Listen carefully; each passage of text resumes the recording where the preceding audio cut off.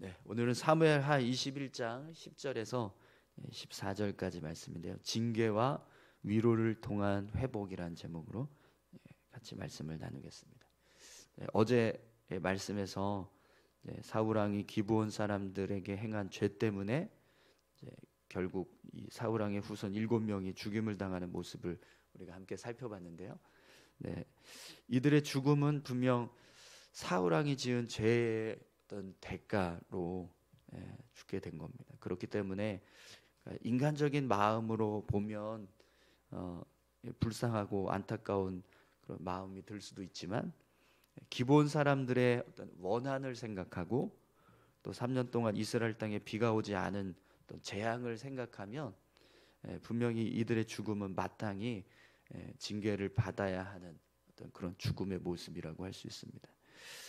그러나 이제 사울 왕의 집안 사람들은 분명 이들의 죽음이 슬프고 안타까웠을 겁니다. 특히 오늘 본문에 이제 이 사울 왕의 두 아들이었던 알모니와 무비보셋의 어머니 사울의 첩인 리스바에게는 이들의 죽음은 정말 그 어떤 고통보다도 더 고통스럽고 어떤 슬픔보다도 더 슬프고 괴로운 그런 모습이 되었을 거예요. 아무리 죄로 인해서 징계를 받았다고 하지만 정말 자신의 두 아들들이 한날 한시에 죽임을 당했으니 어머니의 입장에서 얼마나 괴롭겠습니까, 그죠? 뭐 아버지의 그 죄 때문에 이들이 징계를 받아서 죽게 되었다라고 할 때 정말 이보다도 더 슬프고 괴로운 어떤 모습은 없었을 겁니다. 자기 자식들의 죄도 아니고 본인들의 죄도 아니고 아버지의 죄로 인해서 이런 징계를 받았으니 얼마나 슬프고 마음이 아팠겠습니다. 그래서 오늘 본문을 보니까요, 이 리스바가 하늘에서 비가 내리기 전까지 이 시신들을 밤낮으로 지켰다라고 하는 말씀을 기록하고 있습니다. 우리 10절 말씀을 함께 보겠습니다. 아야의 딸 리스바가 굵은 배를 가져다가 자기를 위하여 바위에 펴고 곡식 베기 시작할 때부터 하늘에서 비가 시체에 쏟아지기까지 그 시체에 낮에는 공중의 새가 앉지 못하게 하고 밤에는 들짐승이 범하지 못하게 한지라. 아멘. 여러분, 사울 왕의 후손 이 7명이 죽게 된 이유가 뭐죠? 사울 왕이 기브온 사람들에게 행한 죄로 인해서, 악행으로 인해서 이스라엘 땅에 3년 동안 비가 오지 않아서 그것 때문에 결국에는 이제 이 죽임을 당하게 된 거예요. 그래서 오늘 본문을 보니까 이 리스바가 하늘에서 비가 시체에 내리기까지 그들의 시신을 밤낮으로 돌봤다라고 기록하고 있습니다. 그러면 여러분, 하늘에서 비가 내리기까지 시신을 돌봤다라는 건 얼마나 지금 이 시신을 지키고 있었다라는 것이죠. 얼마나 지켰을까요? 오늘 본문 말씀을 보면 14절 마지막 부분에 하나님께서 그 땅을 위한 기도를 들으시니라 이렇게 기록하고 있습니다. 이 말씀은요, 14절 이후 이 있기까지의 모든 상황들이 다 끝나고 나서야 비로소 비가 내리게 되었다, 이런 의미인 거예요.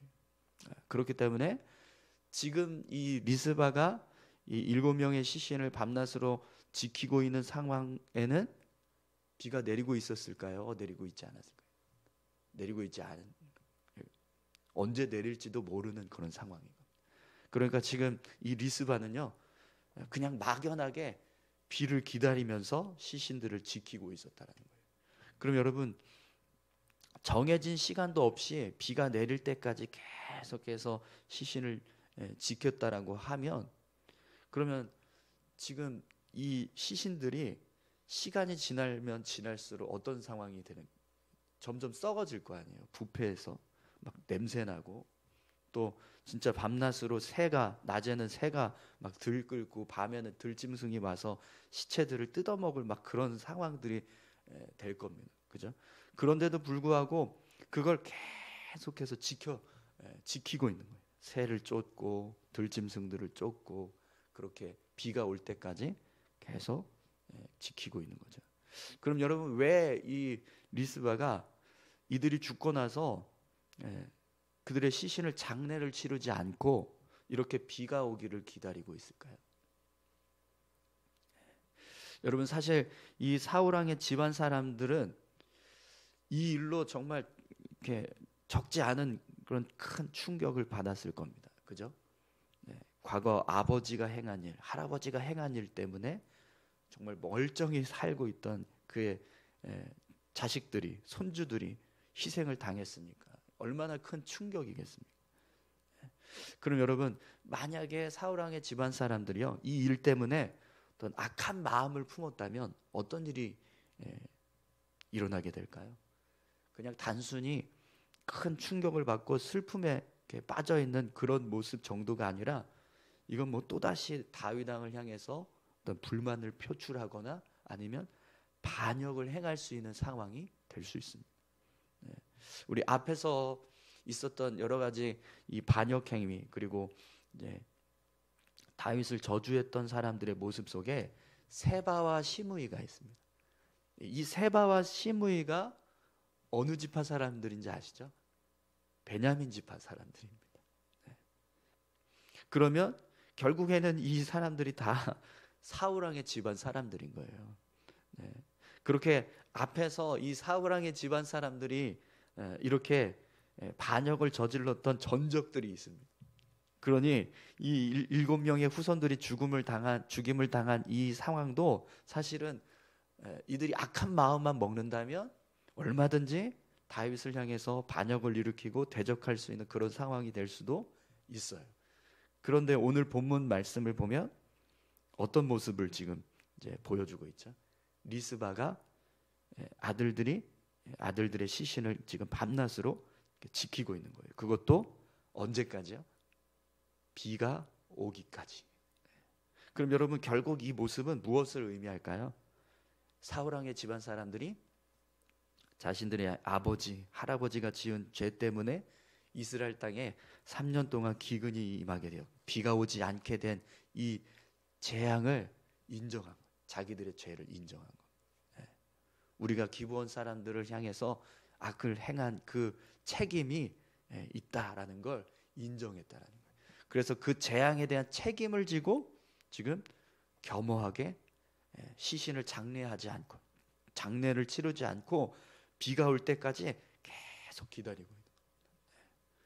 여러분, 만약에 사울 왕의 집안 사람들이요, 자신들의 자녀들이 죽고 나서 곧바로 장례를 치렀으면 어떻게 되었을까요? 어떤 모습으로 비춰졌을까요? 그것이 여전히 하늘에서 비가 내리지 않고 있어요. 재앙으로 인해서, 기근이, 하나님께서 이 사울 왕의 죄로 인해서 기브온 사람들을 행한 악행 때문에, 그것 때문에 지금 비를 내리지 않고 재앙이 계속해서 임하고 있는데, 그 속에서 사울 왕의 집안 사람들은 자기들의 아들들이 죽었다고 그거에 그냥 슬퍼서 장례를 치러버리면 자기들의 슬픔은 뭐 해소할 수 있겠지만 이스라엘 백성 전체가 당하고 있는 고통은 전혀 아랑곳하지 않고 그냥 자기들 유익만 챙기는 모습으로 비춰질 수 있는 겁니다. 그런데 오늘 본문에서 지금 사울 왕의 집안 사람, 특히 이 리스바는 그렇게 하지 않고 아들이 죽은 다음에, 자녀들이, 후손들이 죽은 다음에 그 시신이 막 썩어서 막 뼈가 다 드러나는 상황이 될 때까지도 장례를 치르지 않고 비가 올 때를 기다리고 있다. 그 모습은요, 분명히 이 모든 재앙의 책임이 우리에게 있습니다. 우리가 지금 이런 비참한 죽음을 맞이하고 희생을 당한 것, 이것이 억울하고 정말 안타까운 그런 죽음이 아니라 마땅히 우리가 지금 져야 할 책임입니다. 이렇게 지금 책임을 지고 있는 그런 모습이 되고 있는 겁니다. 그래서 오늘 본문을 보니까요, 이 리스바가 이렇게 장례를 치르지 않고 시신들이 막 다 썩어가는 그런 상황이 되는데도 불구하고 비가 올 때까지, 정말 언제 올지 모를 그 비가 올 때까지 계속해서 기다리고 시신을 지키고 있는 그 모습을 다윗이 알게 되니까 어떻게 행동을 합니까? 다윗이요, 사울과 요나단의 뼈를 수습해서 그걸 가지고 와서 7명의 시신과 함께 같이 장례를 치러주는 모습을 보게 됩니다. 우리 11절부터 14절까지 말씀 보겠습니다. 이에 아야의 딸 사울의 첩 리스바가 행한 일이 다윗에게 알려지매 다윗이 가서 사울의 뼈와 그의 아들 요나단의 뼈를 길르앗 야베스 사람에게서 가져가니 이는 전에 블레셋 사람들이 사울을 길보아에서 죽여 블레셋 사람들이 벳산 거리에 매단 것을 그들이 가만히 가져온 것이라. 다윗이 그곳에서 사울의 뼈와 그의 아들 요나단의 뼈를 가지고 올라오매 사람들이 그 달려 죽은 자들의 뼈를 거두어다가 사울과 그의 아들 요나단의 뼈와 함께 베냐민 땅 살라에서 그의 아버지 기스의 묘에 장사하되 모두 왕의 명령을 따라 행하니라. 그 후에야 하나님이 그 땅을 위한 기도를 들으시니라. 아멘. 여러분, 왜 다윗이 사울 왕과 요나단의 뼈를 길르앗 야베스 사람들에게서 받아다가 이 7명의 시신과 함께 장례를 치러줬을까요? 사울 왕의 집안 사람들이 지금 자신들의 죄에 대한 책임을 지고 자기들의 유익을 먼저 생각하지 않고 이스라엘 백성들의 유익을 먼저 생각하면서 이런 희생적인 모습을 보여주고 있으니까 다윗도 그 모습을 보고 어떤 그들을 징계하려고 했던 진노와 어떤 심판의 마음을 거두고 긍휼과 자비의 마음을 품고 이들을 위로해 주기 위해서 이런 일을 행하고 있는 거죠. 여러분, 오늘 본문을 말씀을 보니까요, 이 장례가 왕의 명령에 의해서 치러졌다 이렇게 기록하고 있습니다. 그러면 왕이 주관하는 장례식은 결국 어떤 장례식인 거예요? 국가가 주관하는 장례식이 되는 거죠. 국장이 되는 겁니다. 근데 지금 이들은 사실은 어떤 사람들이요? 이스라엘 백성들의 귀근을 만든 3년 동안 비가 오지 못하게 한 원인, 재앙으로 인한 어떤 저주받은 사람들의 죽음을 지금 심판한 거잖아요. 그런데 그런 심판을 받은 사람들의 장례를 국장으로 치러줬다는 겁니다.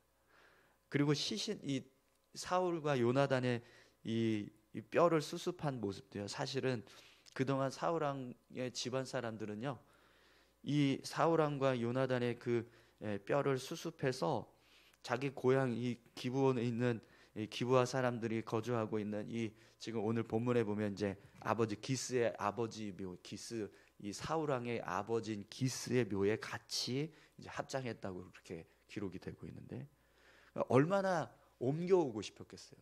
길르앗 야베스 땅에 있는 그들의 모습은 사실은 그냥 죽은 시신 걷어다가 제대로 장례도 치르지 못하고 그냥 거기에 그냥 이렇게 방치하고 있는 그런 상황. 물론 이제 길르앗 야베스 사람들이 잘 이렇게 수습해서 매장을 했겠죠. 그러나 외딴 다른 지파 지역에 지금 그냥 묻혀 있는 상황이 되었으니 얼마나 그걸 다시 이렇게 옮겨오고 싶었겠어요.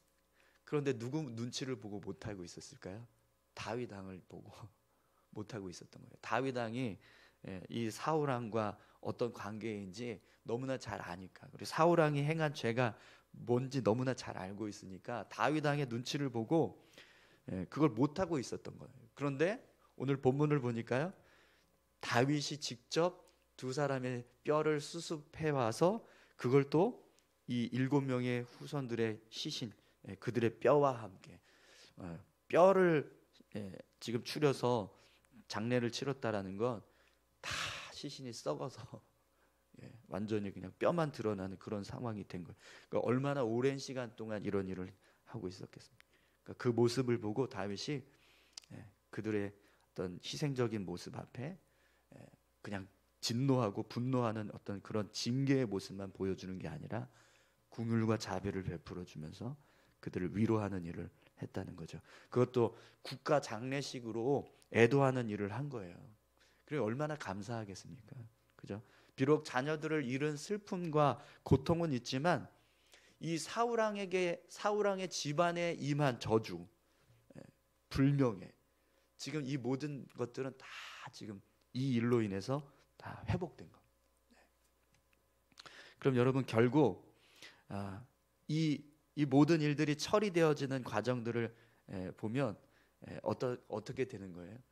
다윗이 기브온 사람들의 원한도 풀어주고 또 사울 왕의 집안에 내려졌던 저주와 불명예도 다시 회복하고.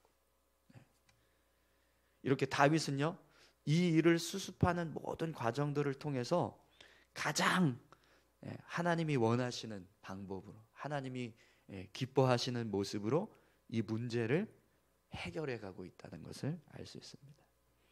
여러분, 어제도 제가 같이 이렇게 말씀 나누면서 그런 이야기를 했었는데, 다윗에게 왜 하나님이 이런 3년 기근을 지금 주셨는가? 그 이유가 다윗이 이 문제를 가장 잘 해결할 수 있는 사람이었기 때문이라고 했잖아요. 그러니까 하나님의 입장에서 봤을 때 다윗만큼 이 일을 잘 해결할 수 있는 적임자가 없다. 이걸 하나님께서 인정하셔서 다윗 시대에 사울 왕이 지었던 죄에 대한 징계로 이런 3년 기근을 허락하셔서 이걸 수습하도록, 해결하도록 만드셨다는 거죠. 그런데 오늘 본문 말씀을 보니까요, 오늘 본문의 내용을 이제 통해서 알 수 있지만 정말 다윗은 하나님이 원하신 대로, 하나님이 기대하신 대로 이 문제를 잘 해결해 나갔다라는 거예요. 그런데 여러분, 다윗도요, 얼마든지 다르게 이 문제들을 해결해 나갈 수도 있습니다. 그죠? 아무리 다윗이라고 해도 이 문제들을 하나님 앞에서 무엇이 옳은가, 무엇이 정말 하나님이 기뻐하시는 모습인가, 그걸 생각하지 않고 그냥 인간적인 마음을 가지고 이 문제들을 해결해 나갔다면 하나님이 기대하시고 원하셨던 모습이 아닌 다른 모습으로 이 문제들이 또 해결될 수도 있었을 거예요. 그러나 다윗은 이 문제를 해결하기 위해서 철저하게 무엇이 하나님의 선뜻인가, 하나님 앞에서 어떤 모습으로 이 문제가 해결되어야 하나님이 기뻐하실 수 있는가, 그걸 생각한 겁니다. 그래서 그런 모습으로 이 문제들을 풀어나가니까 결국에는 이 모든 문제들이 하나님이 원하셨던 어떤 모습으로 다 해결되는 그런 모습이 결론이 되어진 거죠. 여러분, 오늘 저와 여러분들의 삶을 통해서도요, 이렇게 하나님이 기뻐하시는 일들이 이루어질 수 있기를 소망합니다. 우리를 통해서 어떤 원한이 풀어지고 또 저주가 임했었는데 그 저주가 사라지게 하는 그런 은혜의 삶을 우리가 살아갈 수 있게 되기를 소망합니다. 우리 인간적인 마음과 눈으로만 세상을 바라보면 그냥 원망하고 불평하고 끝나버릴 일들일 수 있지만, 그러나 하나님의 시선을 가지고 그 모습들을 바라보면 이 속에 우리가 풀어야 될 어떤 문제가 있구나, 우리가 해결해내야 할 어떤 하나님의 뜻이 있구나, 그걸 발견하고 그것을 이루기 위해서 믿음의 삶을 살게 된 그런 모습들이 될 수 있다는 거죠. 여러분, 공의를 행할 때는요, 단호하게 행해야 합니다. 그죠? 죄를 간과하고 묵인하면 더 큰 징계가 임할 수 있습니다. 그렇기 때문에 죄에 대해서만큼은 정말 단호하고 또 아주 분명하게 거절하고 멀리하는 모습이 필요해요. 그러나 그런 일을 행할지라도 국률과 자비를 잃어버리면 결국에는 하나님이 기뻐하시는 모습으로 우리가 삶을 살아갈 수 없습니다. 아무리 원수 같은 사람이라고 해도 결국에는 용서하고 공유를 베풀 때 하나님이 원하시는 모습처럼 이렇게 원한도 풀어지고 또 저주도 사라지게 되는 그런 진정한 회복이 일어날 수 있는 거죠. 오늘 우리의 삶을 통해서 다윗이 행한 것처럼 이렇게 기근의 문제가 하나님 앞에서 어떻게 해결되어야지만 그것이 하나님이 기뻐하시는 모습인가, 그걸 생각하고 모든 문제들을 믿음으로 하나님의 선하신 뜻을 따라서 해결해 나갔던 모습처럼 오늘 저와 여러분들의 삶에도 그런 믿음의 모습으로 삶을 살아가는 귀한 삶이 되시기를 축원합니다. 우리 같이 함께 기도하실까요? 하나님, 우리가 살아가는 모습 속에 정말 우리를 통해서 이렇게 억울한 이제 원한을 품고 있었던 사람들이 그 원한을 풀고 마음을 회복하는 일이 일어나게 도와주십시오. 우리를 통해서 누군가 저주받고 슬픔에 잠겨 있던 사람들이 위로를 받고 기쁨을 얻고 삶을 회복하고 소망을 품을 수 있는 그런 삶이 될 수 있게 도와주십시오. 우리의 삶을 통해서 그런 회복의 삶을, 은혜의 삶을 살아가는 그런 귀한 모습이 될 수 있게 해달라고 우리 같이 함께 다 같이 기도하시겠습니다. 하나님 아버지 감사합니다. 하나님, 다윗이 기브온 사람들의 원한을 다 풀어줬습니다. 사울 왕의